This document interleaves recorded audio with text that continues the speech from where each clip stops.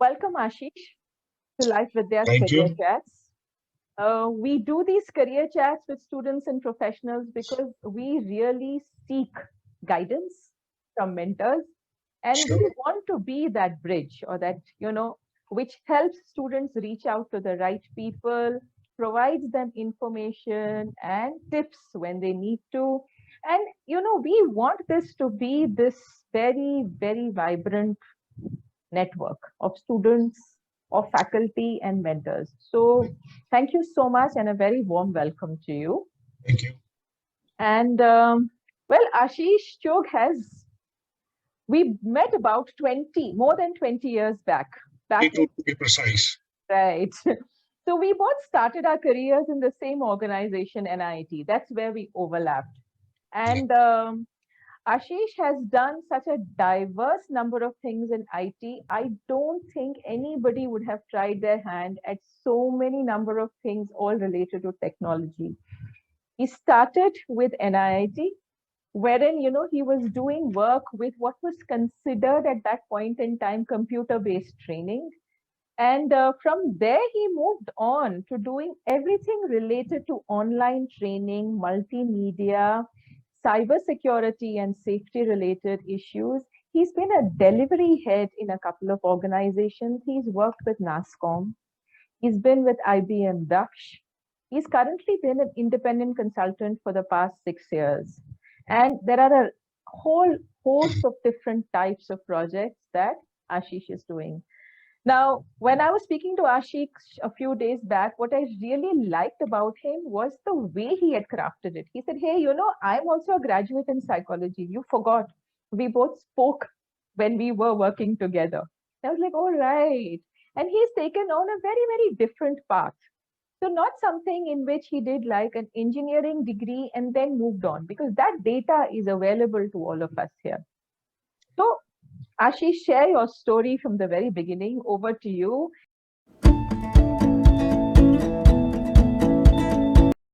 Tell us a lot about it so that we know what is it that it's all about. So, if you read the news recently, about, I think last week itself, Air India customer database got hacked. All right. So the passport numbers, the credit card numbers, the email IDs, the names, everything got stolen. All right. This is what the hackers do. All right. So cybersecurity experts are supposed to protect that information from being stolen. They're supposed to be protecting the networks of their companies, or if they are independent consultant like me, so I will get hired to protect a particular company's network. So I'll go and tell them, this is what you have to do. This is kind of hardware you need to implement. This is the firewall you need to implement. So I'll tell them about the applications or the hardware that they need to implement to protect their networks and safeguard their information, right? So cybersecurity is all about protecting the information, and it is not limited to companies only. It is for each and every one of us, right? So let me give you a very simple example. All of you have your email IDs, right? A lot of spam email comes into your junk folder or the spam folder. Where are these guys getting your email addresses? Your email address is part of some database which is being sold somewhere in the underground web. Now, you may ask, what is underground web? What you see on the internet is just about less than 10%. 90% of the internet is underground. It's hidden. We don't have access to it. And that is where, you can not only buy the information, you can even order a tank, machine guns, ammunition, drugs, whatever you wanted, you get it. But of course, money has to be paid in cryptocurrency like Bitcoin. So that is not something that you can go to the bank and say, okay, encash my 5 Bitcoins. That is a digital currency, which is a different game altogether. So that is the 90% of the internet which is hidden from us.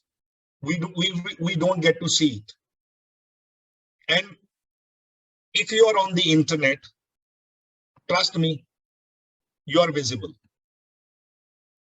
To a simple extent, if you search in Google, Google knows what you're searching. There is a, let's say, Isha, you have an email ID, let's say isha@gmail.com. You have logged into your email ID. Parallelly, you open google.co.in, you search something.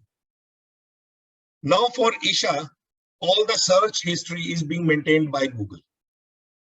They know every single thing that you have searched till date since you have logged in. So you need to protect yourself. Your laptops have webcams, right? Trust me, it will not take more than 5 minutes for me to activate your webcam from here and watch you guys what you're doing. Every conversation that is happening near about that laptop, I can hear that. All I need to do is send you a link or a file that you have to open, and after that, your laptop is mine. And this is one reason why cybersecurity is at the boom, because every year, billions of dollars are being lost by companies, by individuals. So earlier it used to be physical kidnapping. Then the kidnapper would demand a ransom. Today, they will lock your laptop out. They will demand ransom. So you need to know basic nitty-gritties, even as a, like they say, aam aadmi. You still need to know some bit of cybersecurity to safeguard yourself. And that is why cybersecurity has become the big thing in today's time.